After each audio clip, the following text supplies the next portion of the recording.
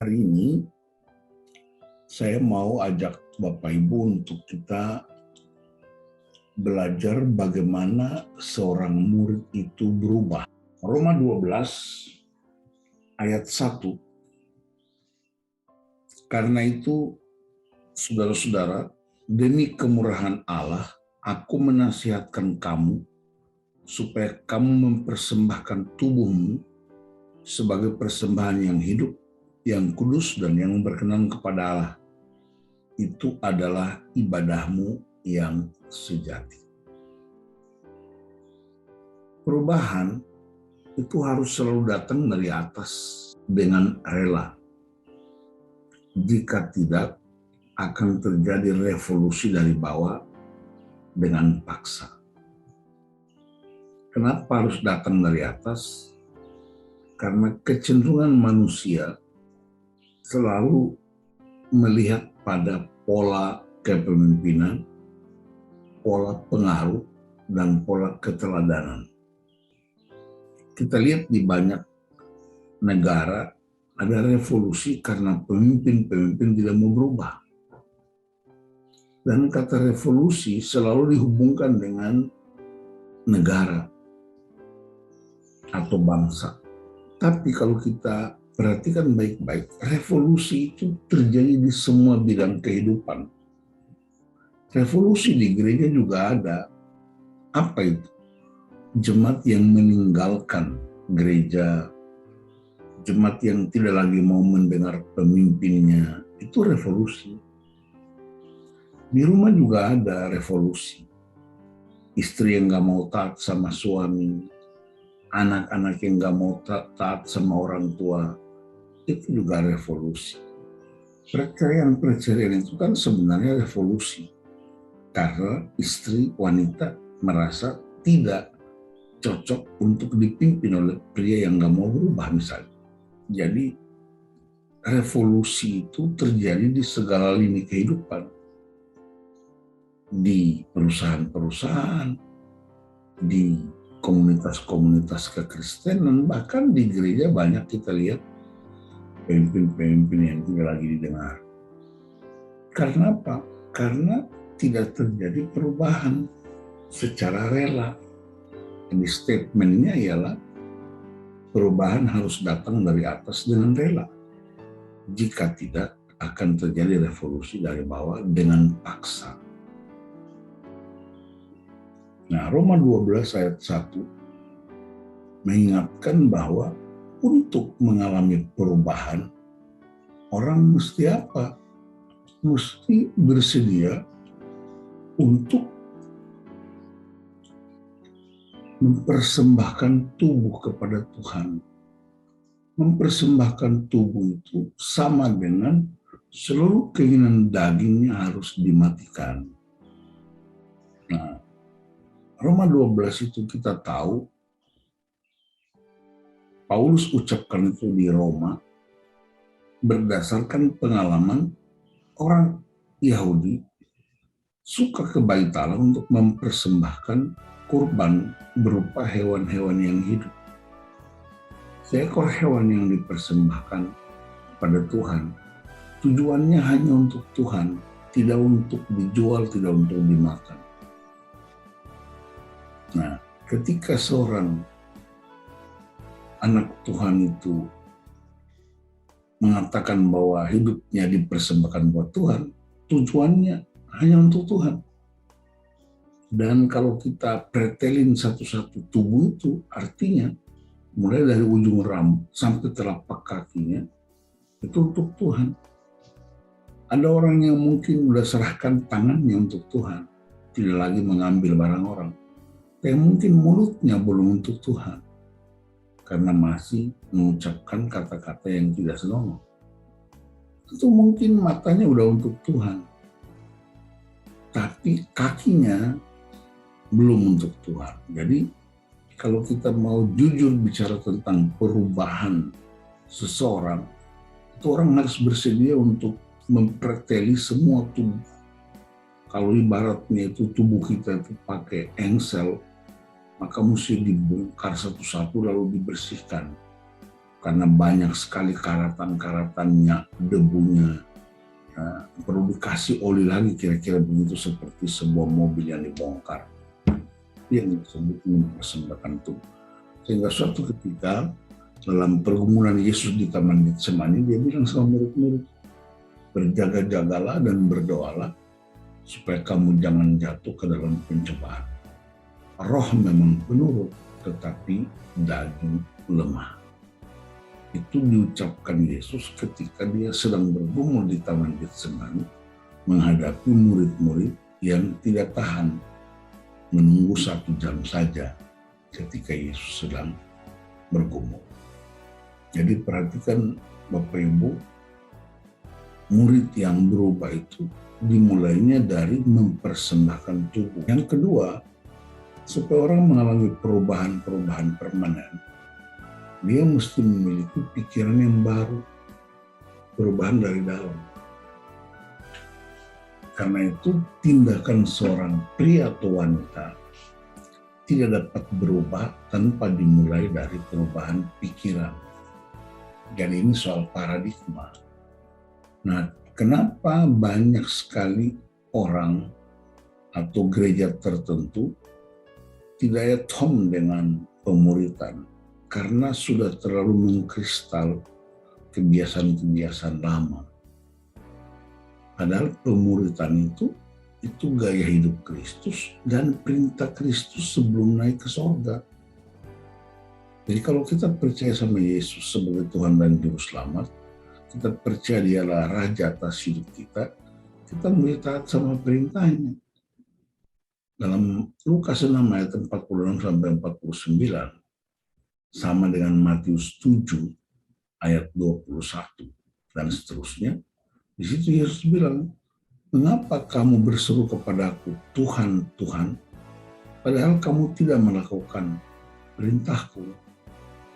Jadi kata Tuhan di situ artinya kurios. Kurios itu artinya penguasa tunggal. Nah, kita bilang dia penguasa tunggal, tapi kita nggak taat pada perintahnya. Dia bilang, kamu sama dengan orang yang membangun rumah di atas pasir, datang banjir, badai, rumah itu roboh dan hebat kerusakan. Tetapi kalau kamu panggil aku Tuhan, dan kamu melakukan firman-Ku atau perintah-perintahku, maka kamu seperti orang yang membangun rumah di atas batu. Dan ketika banjir datang, rumah itu tetap berdiri kokoh. Ini bicara tentang pribadi kita, bicara tentang seseorang murid yang benar-benar tidak hanya menjadi murid, tapi dia mau taat pada firman Tuhan. Apalagi mengucapkan Yesus sebagai Tuhan. Dan itu yang disebut paradigma perubahan dari dalam. Dan harganya memang mahal. Yaitu apa? Bersedia untuk mengalami perubahan pikiran. Paradigma seperti seekor kupu-kupu itu kan dia mengalami perubahan dari beberapa bagian. Ya, dari ulat dulu, kemudian jadi kepompong, kemudian menjadi kupu-kupu. Itu perubahannya luar biasa. Dan itu tidak boleh dipaksa. Ada penelitian seorang hamba Tuhan tentang perubahan. Dia meneliti seekor kepompong, dan ketika sedang mau terjadi perubahannya, dia coba untuk bantu memotongnya. Ternyata itu cacat total. Kenapa? Karena perubahan itu nggak boleh dipaksa oleh pihak lain. Harus muncul dari dalam sendiri. Sama dengan kita memecahkan telur ayam, kalau dari luar, telur ayamnya jadi makanan. Tapi kalau telur ayamnya pecah dari dalam, dia menjadi sebuah kehidupan. Karena itu perubahan-perubahan manusia itu harus dari dalam. Tidak bisa dari luar karena jabatan, pangkat, golongan, ada tekanan, nggak bisa, harus dari dalam. Dan dari dalam itu yang disebut kuasa firman. Dia mengalami 3 perjumpaan. yaitu truth encounter berjumpa dengan kebenaran, power encounter berjumpa dengan kuasa, dan love encounter berjumpa dengan kasih. Nah, tiga ini harus menjadi sumber utama, dan sumber utamanya firman Allah, kasih, kuasa, dan kebenaran. Yang ketiga, supaya orang bisa mengalami perubahan yang permanen, maka dia tidak boleh berjuang sendiri. Dia harus hidup dalam komunitas yang sehat. Roma 12 ayat 4-8. Ayat 4-5 bicara tentang tubuh, anggota tubuh yang saling. Tubuh itu satu tapi anggotanya berbeda. Dan fungsinya juga beda. Jari beda, jari telunjuk beda, kaki tugasnya beda, mulut tugasnya beda. Ayat 5, dia bilang walaupun berbeda tetapi menjadi anggota yang seorang terhadap yang lain. Otak memerintah, mata melihat, tangan mengambil, mulut makan, hidung mencium, itu semua adalah anggota yang seorang terhadap yang lain. Kolose 3 ayat 16, dia bicara tentang firman itu diam di antara kita. Kata kita di situ komunitas. Jadi orang bisa mengalami perubahan kalau dia punya komunitas yang sehat. Sebab banyak komunitas yang tidak sehat. Komunitas itu saling menjaga. Jaga apa? Jaga nilai supaya nilainya tetap. Jaga apa? Dengan firman menasihati, menguatkan, menopang, bahkan menegur. Maka perubahannya akan semakin cepat dan bertanggung jawab. Yang keempat, supaya perubahan itu terus menerus, maka dia harus membangun gaya hidup yang baru. Yaitu apa? Konsisten terus menerus. Roma 12 ayat 11, janganlah hendaknya kerajinanmu kendor, biarlah rohmu menyala-nyala dan layanilah Tuhan. Galatia 6 ayat 9, janganlah jemu-jemu berbuat baik. Jadi mesti konsisten dan terus menerus. Makanya masih ingat pelajaran kita yang lalu tentang pola 4M, metode yang Tuhan tetapkan supaya orang mengalami firman itu continue, terus menerus. Nggak bisa dengar firman 1 minggu 1 kali. Tapi harus terus gaya hidupnya itu gaya hidup. Sampai 40 hari itu kan masih ingat, 40 hari adalah waktu penetapan Tuhan di mana seseorang bisa mengalami perubahan dari yang lama menjadi yang baru. Butuh konsistensi melatih 40 hari. Nah, saya tidak tahu apakah Bapak Ibu punya kebiasaan 40 hari terus menerus atau berhenti di jalan. Nah, kalau berhenti di jalan, mesti bangkit lagi, mulai lagi, dan mulai lagi, dan mulai lagi. Dengan pola. Contoh 4M. Nah, kalau sesuatu yang profesional, kalau dia ulang-ulang, lama-lama dia jadi kuasai.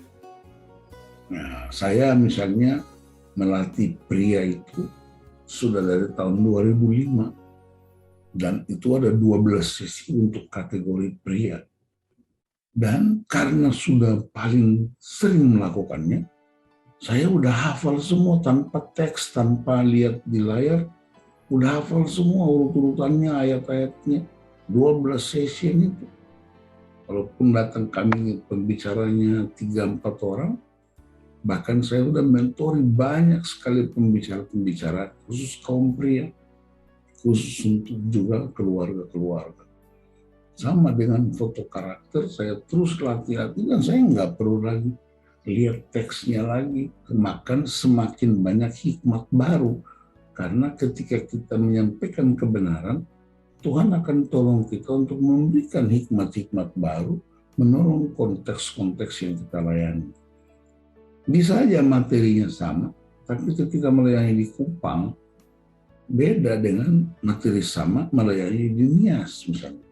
Karena budaya orang beda, tapi firmannya tetap sama. Nah, ini perlu konsistensi.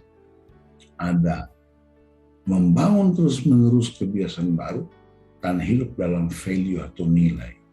Dan yang kelima, supaya orang terus-menerus menjadi murid yang berubah, dia mesti bersedia untuk memuridkan. Kenapa? Kalau firman tidak dipraktekkan, maka kita akan lupa. Kita akan mudah lupa kalau hanya mendengar firman Tuhan. Kita akan mudah mengingatnya kalau kita mempraktekannya. Dan kita akan memahaminya dengan sempurna jika kita menjadi kesaksian bagi orang sekitar kita. Roma 12 ayat 13 dan 14. Berbantulah dalam kekurangan orang-orang kudus dan usahakanlah dirimu untuk selalu memberikan tumpangan. Ayat 14, berkatilah siapa yang menganiaya kamu, berkatilah dan jangan mengutuk. 2 Timotius 2 ayat 2, apa yang telah engkau dengar daripadaku di depan banyak saksi, percayakanlah itu kepada orang-orang yang dapat dipercayai, yang juga cakap mengajar orang lain.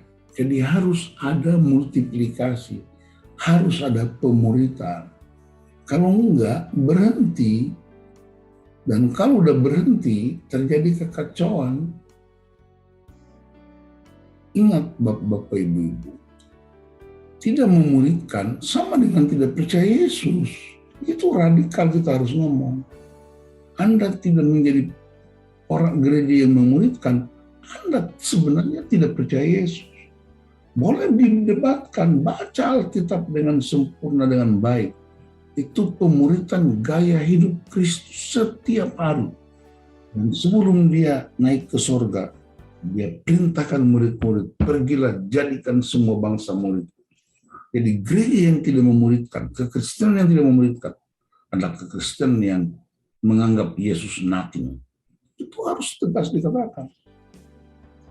Dan saya menjadi heran kalau orang kemudian tidak menjadikan pemuritan sebagai gaya hidup gereja. Dan pemuritan itu beda dengan ceramah, beda dengan PA. Karena PA dan ceramah hanya mengalihkan pengetahuan. Tapi pemuritan itu impartasi, ke orang infus, kasih masuk infus ke dalam tubuhnya supaya dia sehat kembali. Dan setelah itu mereka dilatih untuk juga jadi pemurid. Nah, saya ini kan sudah tingkatan keberapa, saya kan dimuridkan. Lalu saya mulai memuridkan, dan ternyata saya cek di lapangan, orang-orang yang saya muridkan, udah muridkan lagi orang lain. Terus menerus, tidak berhenti, sampai Yesus datang. Gitu Pasua. Jadi kalau Pasua itu tidak memuridkan orang, berarti Bapak itu sebenarnya nggak percaya Yesus. Kira-kira begitu, Pak. Mesti tegas begitu kita bilang. Di mana ayatnya? Kita baca Alkitab. Kamu bilang aku Tuhan, tapi kamu tidak lakukan apa yang aku perintahkan. Makanya di pasal Matius 7 itu keras. Dia bilang, kamu mengaku, kamu bernubuat demi namaku. Kau mengusir setan demi namaku. Tapi kamu tidak melakukan kehendak Bapakku, aku tidak mengenal engkau. Enyahlah engkau pembuat kejahatan. Coba bayangkan. Kita udah ngaku bernubuat, kita ngaku usir setan. Tapi Yesus bilang, kalau kamu nggak lakukan kehendakku, aku tidak mengenal engkau. Enyahlah engkau daripadaku, kamu pembuat kejahatan. Ngeri loh Pak. Wah, pemuritan itu orang mesti mengalami perubahan dari hidup lama ke gaya hidup yang baru. Jadi kalau Pasua punya satu orang murid yang dilatih, pastikan 5 poin ini mesti menjadi alat ukurnya. Berubah, dia menyerahkan hidupnya, perubahan dari dalam, hidup dalam komunitas yang sehat, konsistensi terus-menerus supaya dia menetap, dan dia harus membagikan atau melanjutkan pemuritan. 5 ini menjadi tolok ukur seorang yang mengalami perubahan ketika mengalami pemuritan.